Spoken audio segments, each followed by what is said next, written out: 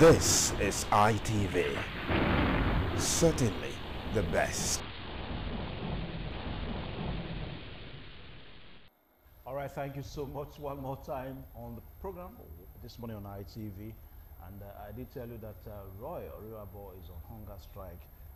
If you read major newspapers yesterday, you would have read whereby it was reported that Roy Oribabo is on hunger strike because of the insecurity situation in Benin City and in some parts of Edo State.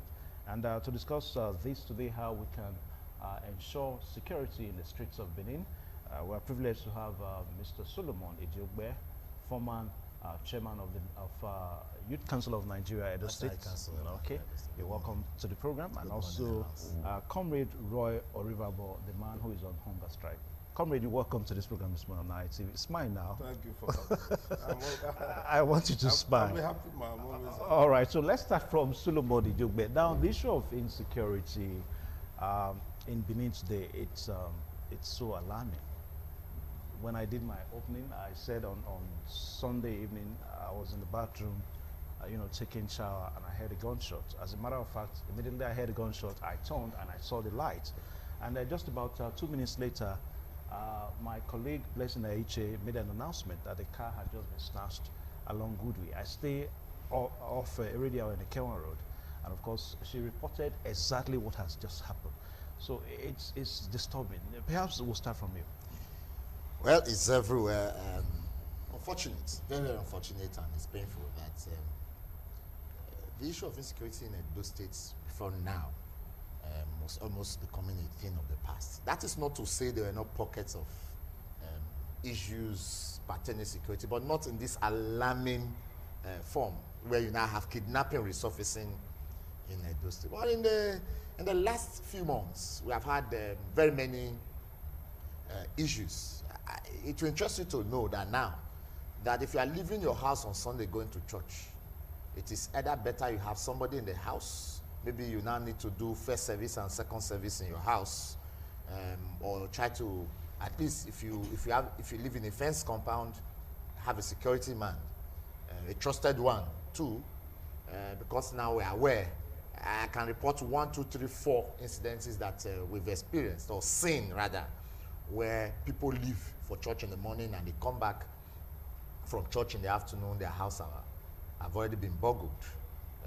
We have cases where you have people who have high fences, and even with barbed wires, they jump through, burgle in, and ransack the house, chat away valuables. We have situations where people now stay early mornings, in the evenings, as from 6:30, 7, people stop you on the way, dispossess you of your belongings. We have even in my house, my neighbor woke up in the morning to meet that his 2 car batteries have been removed. My very humble self was also a victim, where I woke up in the morning and met that my generator at the back of the house had been removed. Fence compound, fenced. So how they were able to lift it across the fence still baffles me, but it happens. So I'm just telling you that it's not just, there's been these pockets that have been growing, and now we have come to the worst side. Broad daylight, armed robbery, kidnapping, and I think it is incumbent on the authorities that be to begin to act. Hunger is biting too hard. Okay. Even though it is not an excuse, it is not a yardstick for any man to think that it is right because you are hungry, you should go ahead to dispossess your neighbor, your friend, or people around of their hard-earned property or valuables. I think that it is our time we woke up as a citizen. We must live up to expectation, because security should not be left in the hands of government and security agencies alone. Okay, now, Roy Oribabo, the other day, the Nigerian Bureau of Statistics reported that Nigeria has exited, recession by 0.55%. And for some people, they really don't have a ready explanation to what is going on in Benin City today. So from your point of view, what do you think is happening? I think fundamentally, as he said, people are hungry. A hungry man, they say, is an angry man. You know, these have metamorphosed into insecurity we are facing. And you also know insecurity, robbery, kidnapping, and what have you. These are social problems. You know, the reason why the foundation of this society have not been working is that you see the legal practitioners. When you have legal issue, you meet them. If you have medical issues, you meet the medical expert. But social issues, we have social doctors in this town. We have three social doctors who are supposed to evaluate this issue. But the government of the day, over the years, they are not looking at that direction. In a civilized crime, what happens is that there are social workers who evaluate social issues and provide solutions. You know, but when you tell people in this part of the world that you are a social worker, you are a social doctor, they look down on you. Yet we are not getting results. This is the time for government to look at that direction now and say, let now call on the social workers to evaluate the situation on the ground. A medical doctor cannot provide a solution to social issues. A legal advisor or a legal person cannot provide the answer to social issues. You know, we must go to the basics. This is the best time. This situation now, as I said, necessity is the mother of innovation. This is the time for we to go to our basis. Let's go to the foundation. I really know what are the issues. As I said, because even you have an engagement with a social doctor, you should be able to evaluate you and tell you these are things and what you should. In this part of the world, none of us is willing to go and see a social doctor. None of us is ever prepared to even evaluate our life socially. We prefer to go and see a man who, with you who are into religious practice, they will not be determine the fate of you when you have social issues. Unemployment, I've seen people going to church to go and fast for 4 days, 5 days to get a job. I begin to wonder. Oh, no. These are social issues. Yeah. To get it, my foundation is that we need to identify who are the social workers. Let the government now say, let's discuss this issue. Is that why you've gone on hunger strike? No, the reason why I'm on hunger strike is very direct. Because the primary function of government, welfare and security, any other thing is secondary.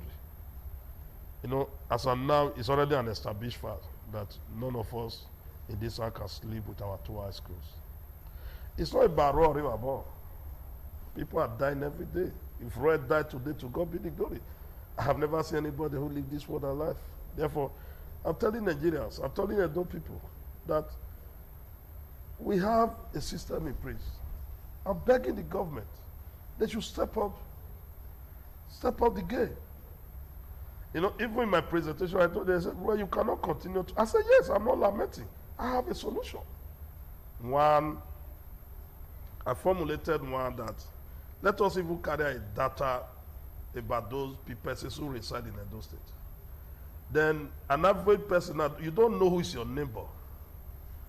There are many people in this town. You ask them, you go to have business of people, I'll be asking somebody who is their neighbor, they'll tell you, I don't know him. Now, what has been the response of that data that you formulated? Yeah, you know, in my NGO, we were able to collate that, and we found out that people don't know, and I would suggest to government. My NGO, we don't have that resources to carry out data. So that we want to create that alignment. We call it Operation Know Your Neighbor. So that government will not use that opportunity. The government will finance it, or any other NGO can collaborate. So they finance it. We now first of all take that data so that you know your neighbor. By the time you know your neighbor, you cannot predict your neighbor. Now, on the side of the government, we are saying the solution is that set up what I call neighborhood security agency. I don't want to use the word vigilante. I'm elevating the system based on the different research I've done that we cannot continue to say vigilante. Because when people say vigilante, at times they downplay it. It's a security agency, neighborhood security. For them, we will now resort to what I call community policing. Yeah, what is the response of governments? I mean, these suggestions that you have made. As I'm talking to you, there's no response from the government. So it's probably one of the reasons why you're on hunger strike? The reason why I'm on hunger strike, you know, is to draw the world attention, to draw the state government attention, to draw Nigeria attention, the whole world, so that they have to now say, let's sit down and formulate a direction for our people. You understand me? If a situation where people are no longer free, there is no day you don't. When I itemize the problem we are facing, it's a reporter with NTA was murdered. You understand me? Therefore, I expect the journalists to even be more bothered. A professor, very just a professor, University of Benin, was killed. Anything, I can be living here now, you didn't say, but I will be killed. Therefore, we don't fall. But we need government to just give us that assurance. They don't want to say, you know, if you are praying for somebody, even you know God will know answer, but you are giving that person hope. Let government look at this direction. And fundamentally, they must be able to harness this principle, galvanize all this, so that people will know. If you are living, you know that you have one man in your street who is in charge of your street. Then government, immediately, we have been discussing on online. People have given me different solutions. And now we need CCTV everywhere. And some presidents say, no, we cannot finance it because we don't even have the stable power supply. Therefore, CCTV will not be able to work. These are dimensions I believe we have to be looking at. It's very relevant. We can't continue to be working from a very crude way. We have to refine our approach to security, networking, and organizing, so that the people will have that assurance. The governor of the day, under the leadership of Obama, this is a man that have a serious regard for and respecting all his policies. Okay. But he must look at how to straighten that provide security for all of us. That is the basic reason why yours sincerely is on hunger strike. Okay. Now, we tend to make this segment viewers participatory, so we're going to have a number scrolled right there on the screen so that you can call and also make your impact. Remember, we're looking at ways to restore security in the streets of Benin. It is the streets of Benin that and other parts of the state that we're so concerned about, because if you're outside in Benin today around 6, 7, you begin to ask yourself basic questions. And that is probably not the way it should be. Now, Idiogbe Solomon, now let's look at the issue of living security in the hands of citizens. Because you hear citizens now saying that, okay, we're going to start having vigilante groups and all that. Now, what is the role, and where do you think is the role of governments in this instance? We're going to have the numbers scrolled right there on the screen so that you can call. Solomon Idiogbe, back to you. Yes, it's very simple. I should start by saying, how did Adams Oshomole, even in all the criticisms of his government and whatever, how did he get it right? Because if you ask me, during the Adams Oshomole's regime, once upon a time, there was high level of insecurity. And within a short time, he was able to handle it. How did he do it? I'm sure this government, too, part of this government was also a part of the Adams Oshomole's government. And so that's why I would want to encourage them to go back to the drawing board. Yes, you may criticize him, but it works. There was like what he called a neighborhood security agency. It was a neighborhood watch. Let me tell you how the neighborhood works also worked. When the neighborhood watch was established, it was asked to spread across the local government wards and units. Yeah, but it was also alleged that the neighborhood watch was a waste of resources. No, but you see, but it works. We're not looking at whether waste of resources now. Is it the waste of resources or the waste of human lives? Of course, there were failures within that neighborhood watch too. Yes, of course, there were failures. But what I would expect now is that what was it that worked then? What were the errors? Improve on them. That is why you have an Englishman, a white man produces, for instance, a camera. He has version 1. And the next time you have him making 2 point something, it's an improvement. You can improve on it. Yes, of course, when we had Oshomole police in quotes, the then ETSMA, you will agree with me that the now ETSMA, that is now Obaseki's police, is improved compared to the then Oshomole's police. The same way I'm asking, that government goes back to the drawing board. Because one, it provides employment. It provides engagement. It creates room for what he does describe as knowing your neighbor. That was the concept of the neighborhood watch. Yeah, but it's rather somehow confused. Just hold on. It's rather somehow confusive for the government of the day, because there are indications and allegations too that people doing this, insecurity issues in Benin are probably not even from Benin. So if we have that on ground, how do we expect the it government still of does the day? work. It still does work. Whether they are from Benin or not from Benin. Let me give you an instance. If you are able to give, what the problem the people have had with government is that there's been a disconnect.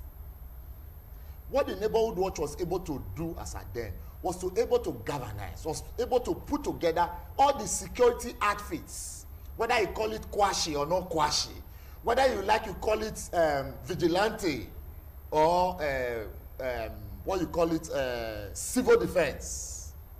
They were all meant to register. You know them. You monitor their activities. They were made to have a connect with the nearest police posts. You understand? Then people were being recruited. Government had the sex that were being paid under the government's arrangements. And those who were already existing, you agree with me that the civil vigilante that walk around the Edo North Axis are very effective. All right, we'll take a short pause now, and we'll be back. Remember, the program is still this morning on ITV. Stay tuned.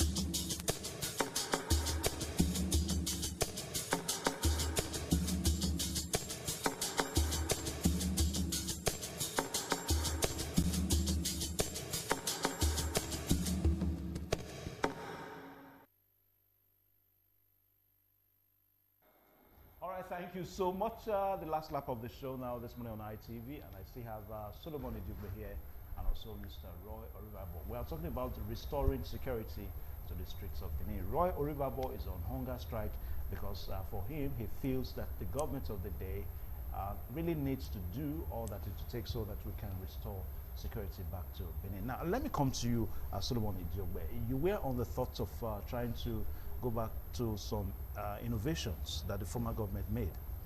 Yeah, because if you looked at it, of course there will be criticism, of course there will be errors, but you can improve on the mistakes or errors done by your predecessor.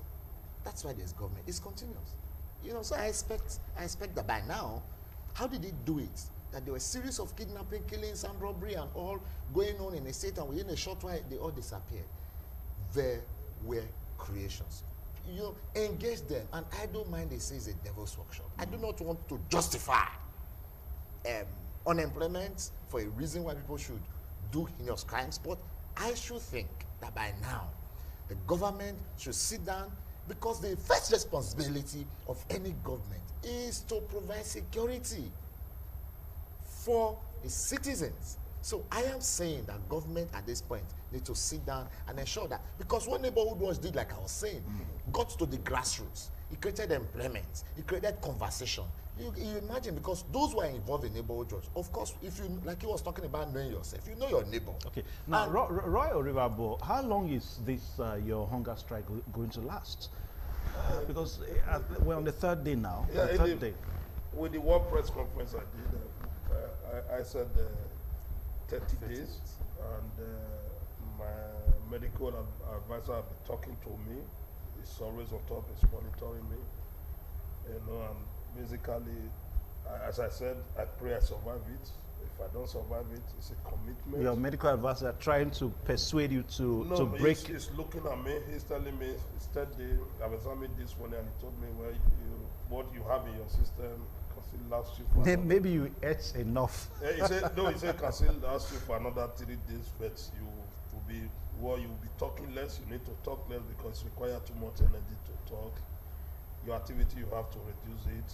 And I said, well, it's a commitment. But do you think the government of the day will get to know your action? It's not about me, but that's why I keep on telling. It's not about Roy Oribabo. It's not about Roy Oribabo. I'm talking on behalf of Edo people, on behalf of Nigerians. That the government is stepping up the game. The government is establishing neighborhood security agency. Because sincerely, it's not going to work there. I'm not interested in all those things. I want you to be secure. You are doing your business now, you want to be secure. Just for security to be restored back Just to to be Edo restored, State. let people have that confidence in government, that they are protecting them. That is what I'm saying. If the government, but I believe that the government, with what I'm on ground now, they are already responding. And they are talking to you? No, not really talking to me with their body language. You know, they are responding. You understand me? In the sense that the assurance are there that they will do something about it. I think there is hope. There is hope, you know. But I'll continue be letting the people know. But if you get to a time where I can no longer speak again, you know what I mean. I pray that you people and those people should also. All right, gentlemen, thank you so much, Solomon. I know you would have loved to talk more, but because of time, and also at least Roy can take a handshake. Let me extend it to Roy. All right, that's all we can take on the program today, this morning on ITV. It's been quite exciting, you know, talking about the International Day for the Girl Child, and also we talked about the issue of the allegation of corruption within the NNPC, as it were, today. And for Roy Oriwabo, who is on hunger strike, today is the 3rd day, so he has about 27 more days to go. And he said that he's not going to eat food. The hunger strike, does it include water too? I'm drinking water. You are drinking water? I'm All right, so water. we just hope and pray that he survives it. Well, the program is going to return same time tomorrow with Ugochukwu Bamdele. My name is Evan Sunokugie. Goodbye. And This is ITV. Certainly the best.